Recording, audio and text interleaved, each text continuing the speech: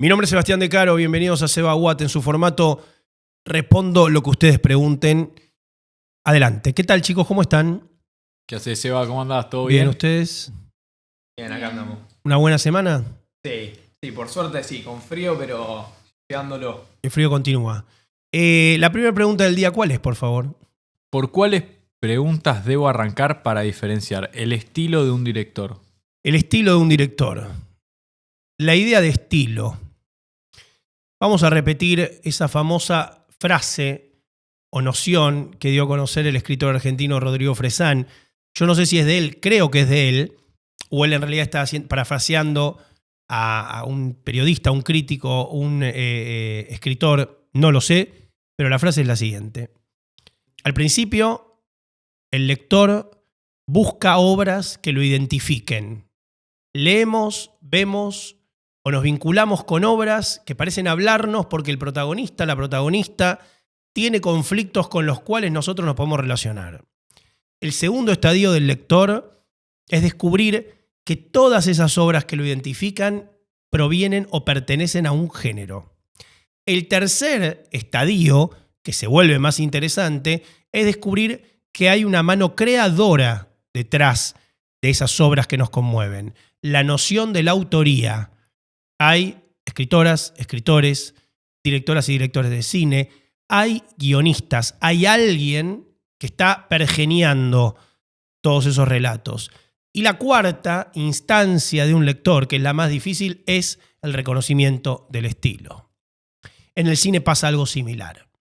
En el cine es totalmente homologable la idea de pensar que cuando uno empieza a constituirse como cinéfilo, ve historias que lo identifican, que lo entretienen, después van a venir los géneros, después van a venir los nombres propios detrás de las creaciones y por último, esa instancia que lleva más tiempo, ese salto, ese cuarto escalón que requiere más trabajo, que es el reconocimiento del estilo. ¿Qué preguntas debemos hacernos para reconocer un estilo? Un estilo puede tener, respecto de la dirección de cine, varias partes o varias formas de representarse. Un estilo puede estar dictaminado por temáticas. Hay directores que tienen tramas recurrentes, a veces incluso parecen autorremakearse o autoparodiarse con tramas que vuelven y vuelven.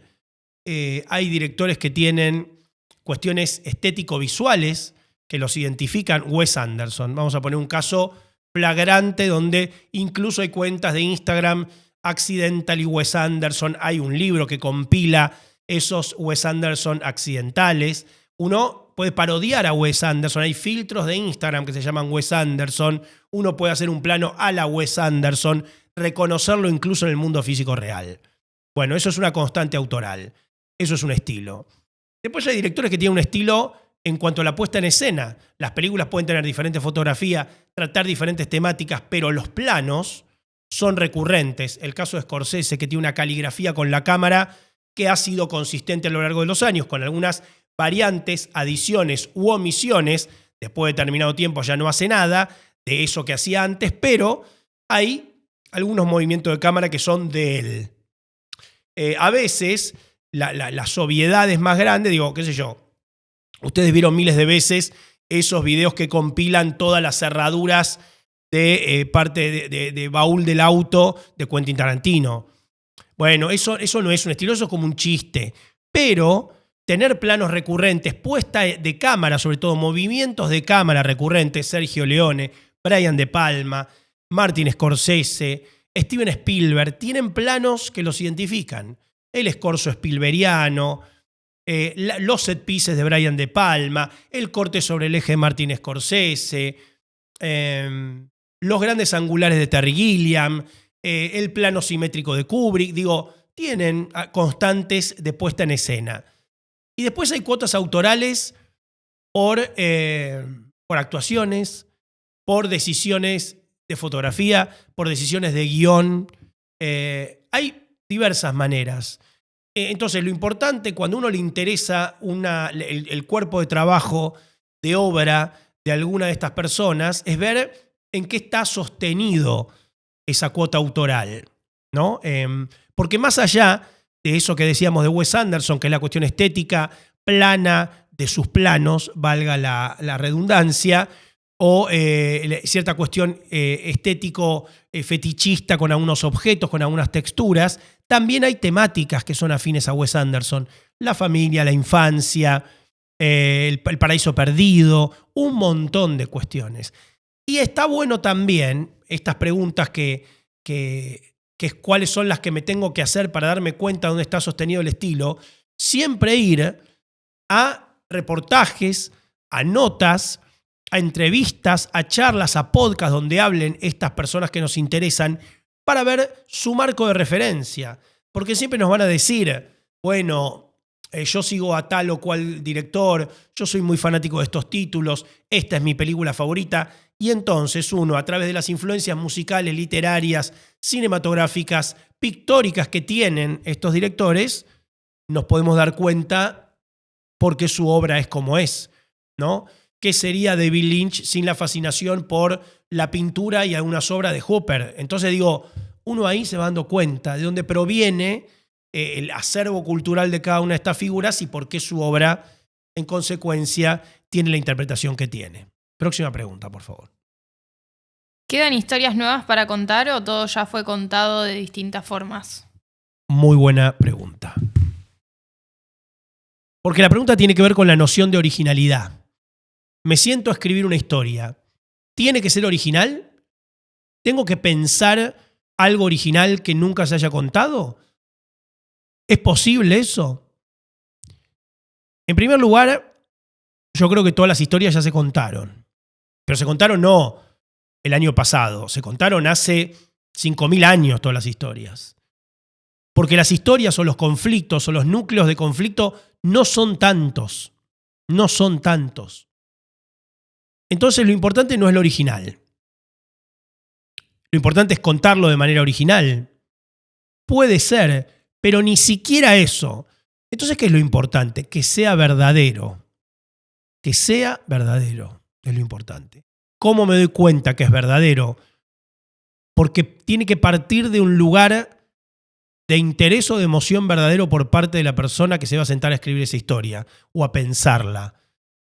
¿Me importa contar esto? ¿Entiendo esta historia? ¿Es algo que tuve cercano, no cercano necesariamente porque me haya pasado a mí o a alguien que yo conozco, cercano como temática? ¿Tiene que ver con las historias que más me han conmovido, esta historia que quiero contar? Entonces, ver la distancia que tenemos con el material, con ese material que soñamos. Si parte de un lugar especulativo, es muy difícil que llegue a buen puerto. Si yo quiero contar una historia como esta, que me gustó porque al otro le quedó bien, es muy difícil. Tenemos que conocer nuestra propia voz. ¿Cómo cantamos? ¿Cómo nos enamoramos? ¿Qué nos enoja? ¿Qué nos alegra? En definitiva, escribir, sea un guión, un cuento, un libro, es un camino de autoconocimiento.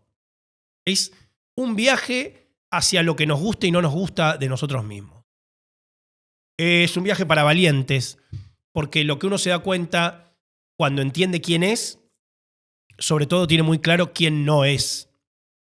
Y a veces uno quiere ser quien no va a poder ser. Digo, cuando está, es muy común, y no quiero convertir esto en un consultorio sentimental, tener una amiga o un amigo que nunca se le da la historia de amor. Que siempre hay un problema, que como que no cuaja la cosa. Y generalmente, no totalmente porque siempre hay excepciones, esos problemas o esas situaciones tienen que ver con no poder verse. El que no se ve en otra persona tampoco. Cuando no nos vemos en nada o en nadie. Y verse es un trabajo cotidiano, duro y difícil. Verse es empezar por uno ante el mundo. Y no por uno como prioridad nada más. No por uno como soy lo que más quiero. No, no, no. Uno con sus aciertos, con sus desaciertos, con lo bueno, con lo malo, con lo que no va a poder, con lo que puede mejorar. Uno con lo que se perdona y no se exige. Uno con lo que señala en los otros, pero en realidad tenemos en nosotros mismos. Y es muy difícil eso. Y la escritura, la buena escritura, tiene que ver con la gente que se conoce. Cuando vemos una película y nos pega mucho, es muy probable que la persona que esté detrás o las personas más responsables de la obra detrás sean gente que está muy afinada o en su eje. Lo que no quiere decir no tener defectos, ¿eh? Estar en eje no es no tener defectos. Estar en eje es ser uno. Ahora, ser uno es el trabajo de todos los días, toda la vida. No estoy diciendo que sea algo... Por eso la escritura es un buen camino para conocernos. ¿Qué me interesa? ¿Qué me hace reír? A mí, que soy la persona que está intentando ordenar este universo pequeño que es un cuento, una novela, una historia, un guión, algo. Ahora, cuando uno lo escribe no involucrándose, no conociéndose, no aceptándose, no, es muy difícil que quede algo bueno. El cuento, la novela, va a ser buena si es verdadera. Y otra cosa, uno siempre se tiene que preguntar más que qué, cómo. A veces una persona que es guionista va a un asado y alguien le dice, tengo una re idea para una película. Tengo una idea genial. Siempre, ¿no? Todo el mundo tiene la fantasía que tiene una idea genial para una película. No solo generalmente no es genial lo que te cuentan, sino que no importa la idea, importa cómo se ejecuta la idea. Siempre pongo el mismo ejemplo, pero lo voy a poner una vez más, porque esto es WhatsApp y me gustaría que quede prolijo y bien contado acá. Todo el mundo vio Relatos Salvajes, ¿no? Uno de los cuentos más celebrados de Relatos Salvajes del genial Damián Cifrón es el primero, el que abre la película. ¿Y qué pasa en ese cuento? ¿Cuál es ese relato salvaje que abre Relatos Salvajes? Es la historia de Gabriel Pasternak, un tipo que decide llenar un avión con toda la gente que de alguna u otra manera le arruinó la vida y tirar ese avión sobre la casa de sus padres. Ese es el cuento. Ahora bien, si la película comienza con un tipo que se despierta a la mañana y la cámara panea de su cama al escritorio y vemos un traje de piloto y se limpia los dientes y se viste de piloto y sale de su casa, lo espera un remis que lo lleva a Aeroparque y baja con su carrión y saluda a las azafatas y sube al avión y saluda a su compañero y arranca el vuelo y en determinado momento dice, bueno, ustedes me arruinaron la vida y ahora voy a tirar este avión sobre la casa de mis padres. Lo hace. Es el mismo cuento que vimos cuando comenzó el film. Pero Damián Cifrón es un genio. Se le ocurrió esa idea, pero la va a contar de la mejor manera posible. Va a contar la historia de una chica que es modelo, que llega con su carrión, que sube un avión y que un señor que medio se la quiere levantar, le saca charla y descubren rápidamente que él es crítico de música. Y cuando ella escucha el nombre y demás y empiezan a charlar, se da cuenta que criticó mal una obra de Gabriel Pasternak, que quería ser músico y él lo arruinó. Y alguien atrás escucha ese apellido y dice, perdón, ¿usted está hablando de este pibe? Sí, yo lo conozco. Y de repente todo el avión se da cuenta que lo conoce. Y en el momento que empiezan a entender qué está pasando, una voz dice, ustedes me arruinaron la vida, van a ver lo que va a pasar, y cae el avión sobre la casa de los padres.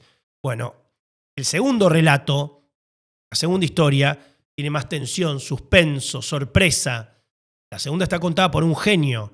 La primera es simplemente esa historia que te pueden contar en un asado. Había 10 millones de maneras de contarla, pero el genio elige la mejor. Próxima pregunta, por favor.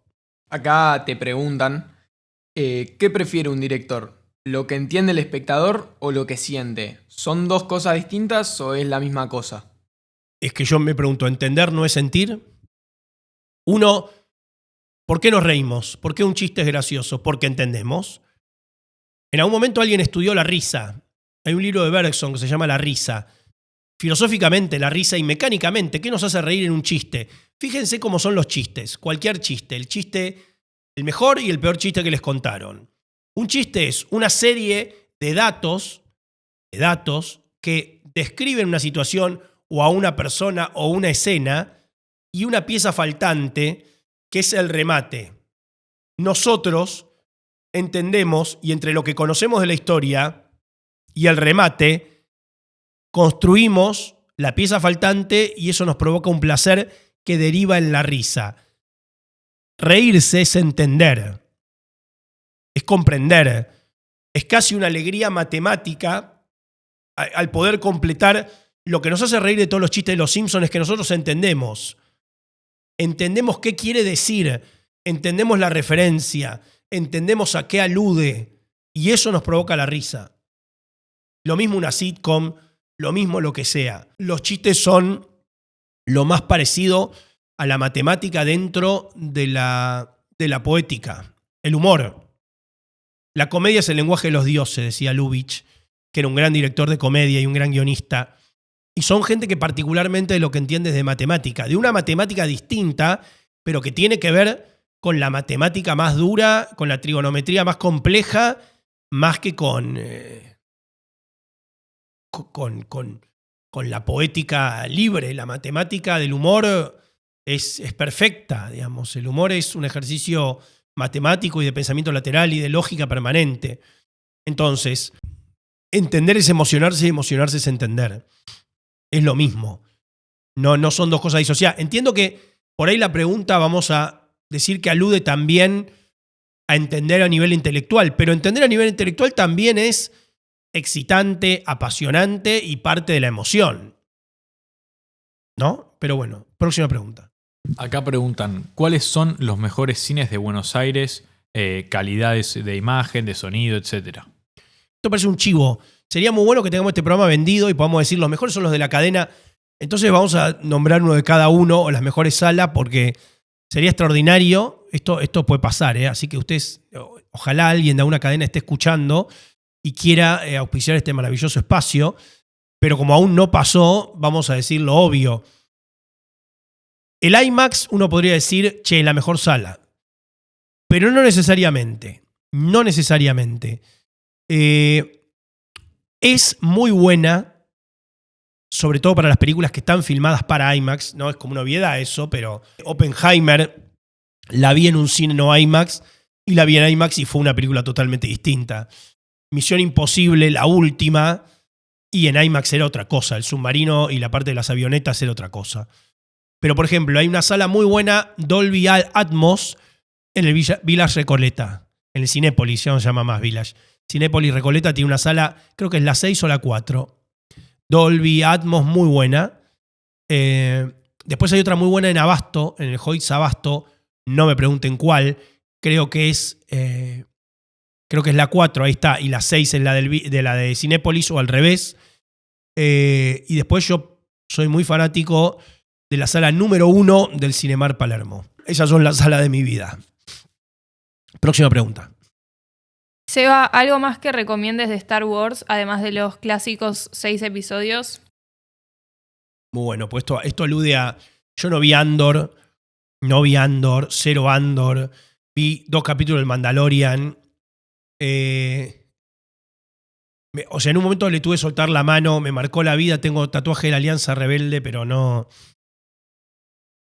Creo yo que la mejor adición al universo Star Wars saliendo de las primeras 6 películas, tomando la trilogía original, la trilogía de precuelas, y probablemente sea Rogue One. Pero yo soy muy fan, y acá es donde la audiencia pierde todo respeto, yo soy muy fan de Solo, de la película de Ron Howard. Muy fan, muy fan. La serie de Obi-Wan Kenobi no está mal tampoco. No la vi. ¿Vos la viste? ¿Vos viste todo? Buena. ¿Vos viste Andor? ¿Vos viste todo? No, Andor no la vi. Pero Andor me dicen que está tremenda. Top 1 de... Todo el mundo dice que es buena Andor. Sí. Bueno, pero Andor habrá que verla, porque todo el mundo dice que es genial, que es la más política. Pero Andor, eso sí me ceba, porque la película que mencioné es justamente la presentación de Andor. O sea, Rogue One es un spin-off de Rogue One, Andor. Claro, exactamente. Y entonces Rogue One, me ceba verlo. Pero a mí Rogue One fue de lo que más me gustó y solo la banco muchísimo. El Obi-Wan no la vi. No, Obi-Wan está muy buena, pero bueno, me queda pendiente Andor, que sé que por ahora yo creo que dicen que es la mejor. Sí, dicen que es lo mejor de Star Wars. Sí. Bueno, seguimos con la siguiente pregunta, Seba. Por Acá favor. te preguntan, ¿qué opinás de los cortos de 7 segundos, los clásicos cortos que están saliendo en redes sociales?